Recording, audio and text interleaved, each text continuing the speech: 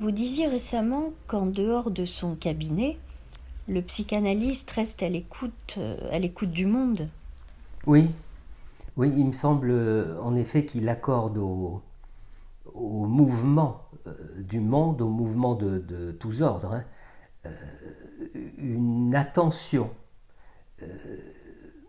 et qu'il porte sur ces mouvements un regard qui ne sont ni ceux d'un politique, ni ceux d'un sociologue ou d'un journaliste, par exemple. À savoir que l'attitude me semble plus distanciée et à la fois plus engagée, même si ça fait un peu paradoxe.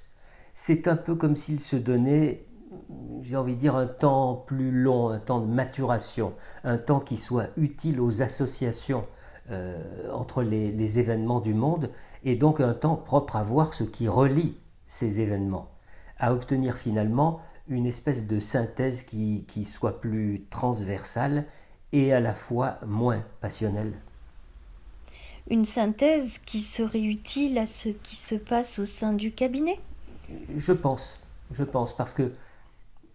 parce que voyez-vous, une telle synthèse permet de vérifier dans l'espace du cabinet combien l'actualité du monde influe sur les analysants, combien la pathologie du sujet n'est finalement que la conséquence des pathologies de la société dans laquelle il évolue.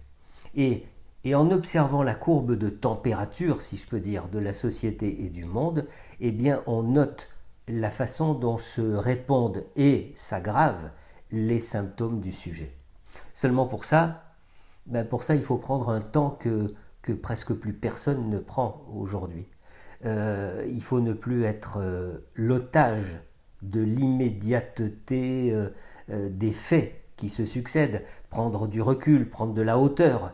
Eh ben, il me semble que c'est une position indispensable pour l'analyste. La, la vision plus vaste et donc plus associative qui découle de cette position nous permet de noter non seulement des lignes de failles, hein, vous savez, comme dans le cristal de quartz de roche, non seulement des lignes de failles, mais véritablement des points de rupture. C'est ça. C'est-à-dire des points de rupture. Ben, la rupture, c'est quand ça casse, hein, quand ça sépare et que ça oppose.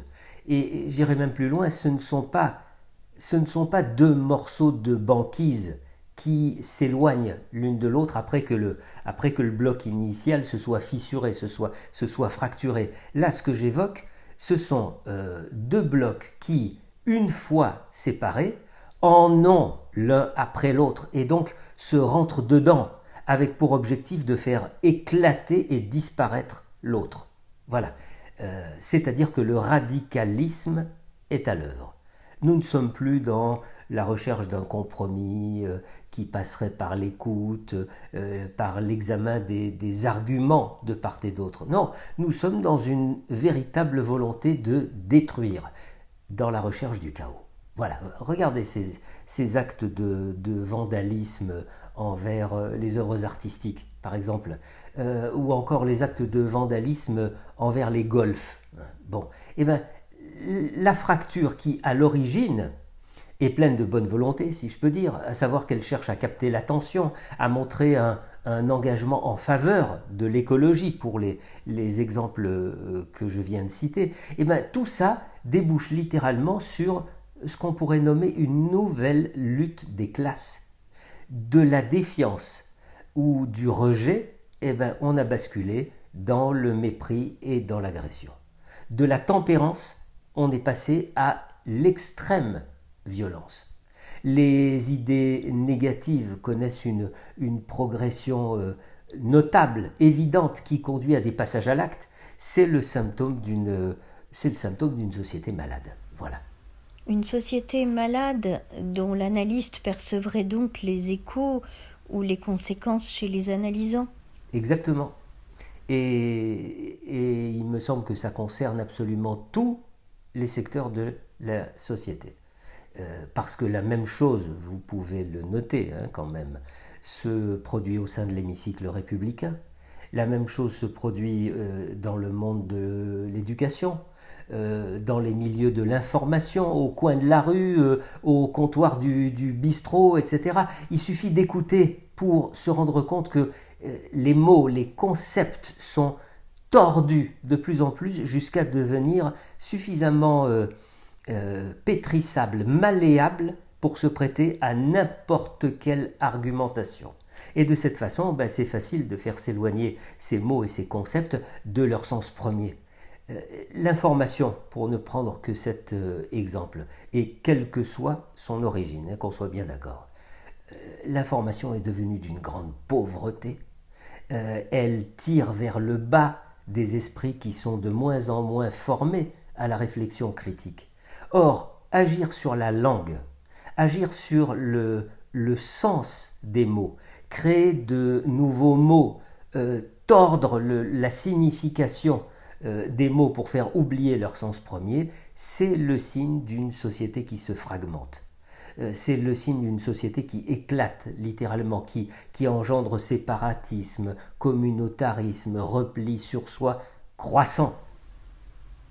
Le tableau que vous dressez ressemble à une déferlante. Mais c'est une déferlante. C'est une déferlante. Même, allez, ne soyons pas si noirs, même s'il demeure tout de même des chroniqueurs, des essayistes, des philosophes, des enseignants, des écrivains, capables de faire penser. En tout cas, d'inviter à penser. Parce que vous savez, même si ça paraît de prime abord un constat élitiste, je crois qu'il faut le dire. Hannah Arendt le soulignait déjà il y a plus de 50 ans. Peu de gens pensent. Selon vous, nous serions entrés dans une ère de non-pensants ? Oui, absolument.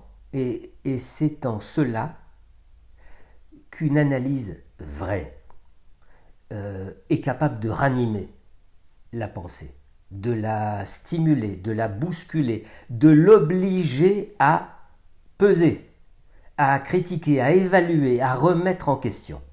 Voilà. L'analyse réveille ce que j'appelle le droit d'inventaire.